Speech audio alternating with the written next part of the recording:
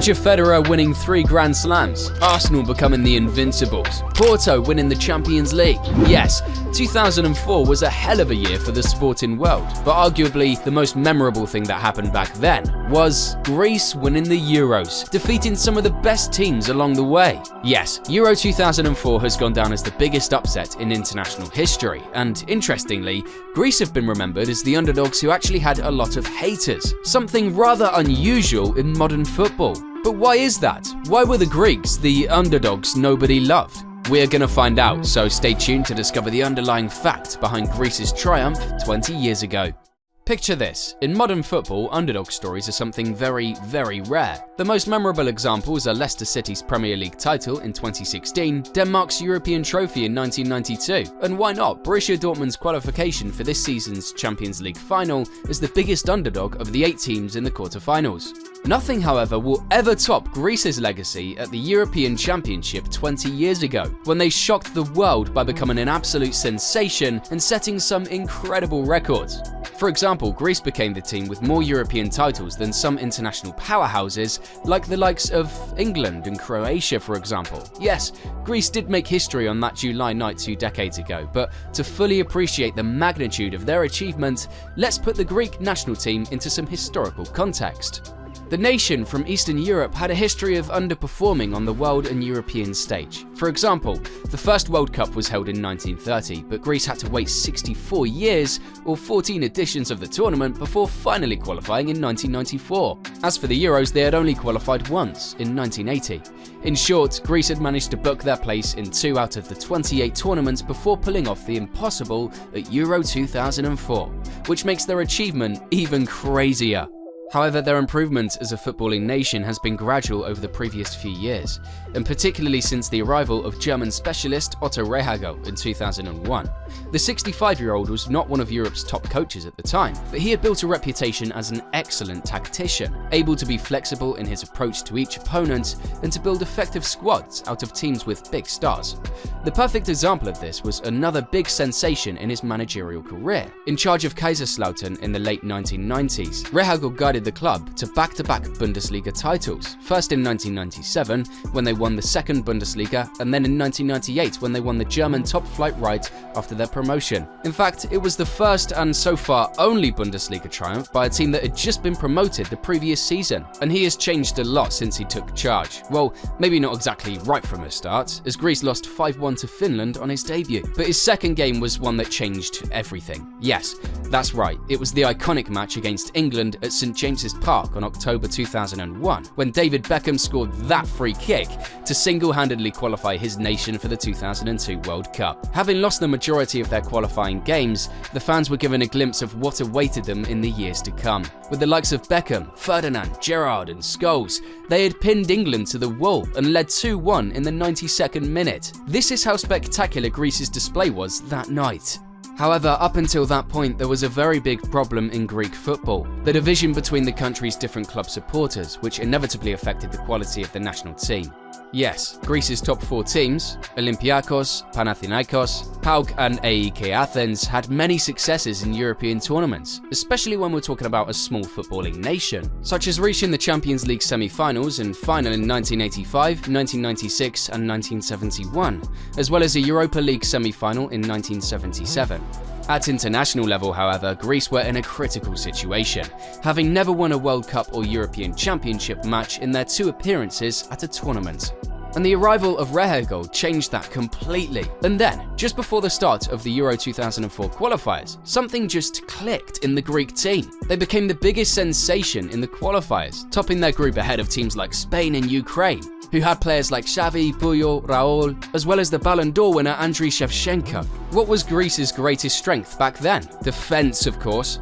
Not only were the Greeks the highlight of the qualifiers, but they also achieved their goal in a great fashion, being the team with the fewest goals scored of all the 16 teams that booked their tickets for Portugal. Greece had only scored 8 goals, or an average of 1 per game. On the other hand, however, Rehhagel's defense was rock solid, taking the ball out of the net only 4 times in 8 games. And it was also a sign of how they would play at the Euros afterwards: composed and disciplined in defense, quick on the counter-attack, and dominant from set pieces. Now before we get to the essential part of how exactly did Greece win it all, let's take a look at their squad. They didn't have any big names, with wingers Yorios Karagonis and Angelos Charisteas probably the best known, having played for Fulham and Werder Bremen during their careers. The pair fed central forward Zisis Frisas with goal-scoring opportunities and were constantly switching positions.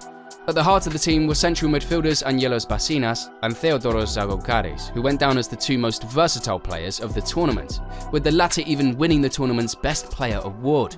Mahelis Kapsis and Trinos Dallas were the centre halves, supported by solid defensive midfielder Kostas Katsouranis. On the flanks were fullbacks Fisas and Seitaridis, while goalkeeper Atonis Nikopolidis was arguably the most important player, pulling off some spectacular saves throughout the tournament, keeping his team alive. Yes, on paper this was not an impressive team, and Greece were in no position to compete with the star-studded sides of France, England and Portugal, or with the likes of Sweden and the Czech Republic, who had Zlatan, Henrik Larsson, Pavel Nedved and Jan Koller at their disposal. Going into the tournament, Greece's only hope was a win to break their negative record of 5 defeats and 1 draw at European or World Championship level. And when we say this was indeed their only hope, we are not kidding, not at all. In fact, looking at the pre-tournament odds, Greece were the second least likely to win it all, at 150 to 1. On top of that, they had their first game against the hosts, Portugal. Yes, they could hardly have started their campaign with a tougher opponent. But against all predictions, Greece opened the scoring after just 7 minutes. An absolute shock to the whole of Europe. Greece, who had scored just 1 goal at international level, opened the scoring after less than 10 minutes against the favourites. Left winger Karagonis took the ball around the halfway line and unleashed a precise shot from outside the area that left goalkeeper Ricardo with no chance. Then, at the start of the second half, Seitaridis broke into the box, but was brought down by emerging Portugal and Man United star Cristiano Ronaldo, giving Greece a penalty and the chance to score again. A shot from Bassinas, and the Underdogs were 2-0 up. Cristiano scored with a header in added time, but it was too late for a Portuguese comeback. The second match in the group was against another formidable side, Spain, who were laying down the foundations for their monumental success at the time. Yes, they had played Greece twice in the qualifying rounds, but this time the result was even more crucial for the Greeks. Fernando Morientes opened the scoring in the first half with a stunning solo effort, but Greece's top scorer at the tournament, Angelos Charisteas, levelled it at 1-1 with a shot between the legs of Iker Casillas. Yes, in most cases 4 points is more than enough to progress to the knockout stages, but Greece had to work even harder to earn a place in the quarter-finals. Well, given that everything went against the logic at Euro 2004, it might not surprise you to learn that they lost their easiest game of the tournament. Greece may not have beaten Russia, but Zisis Frisas' goal in the 2-1 defeat proved to be priceless, as Greece qualified by more goals scored than Spain, who also finished on 4 points.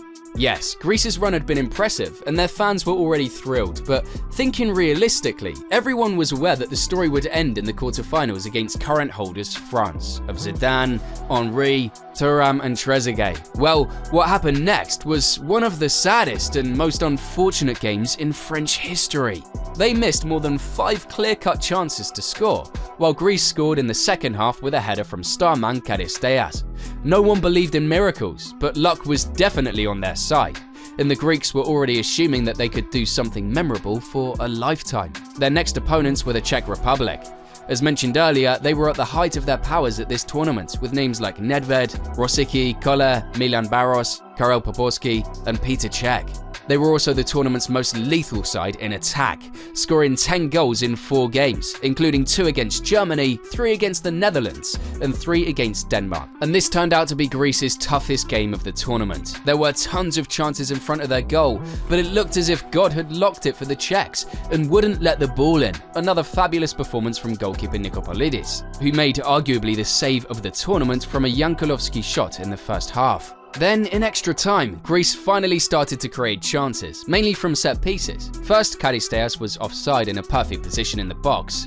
Then Trinos Dallas headed across, only for Cech to save it. And as the saying goes, if you don't get lucky in the first 2 times, the third would be the one. And that is exactly what happened.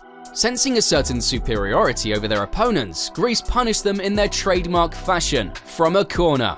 A cross and a shot from Dallas, 1-0, and Greece were through to the final. There they would face Portugal, who had changed a lot over the previous month. Yes, indeed, the opening and closing game of Euro 2004 was between the same rivals. But no one suggested that Greece could beat that Portugal team of Deco, Ronaldo, Figo and Rui Costa twice in 22 days.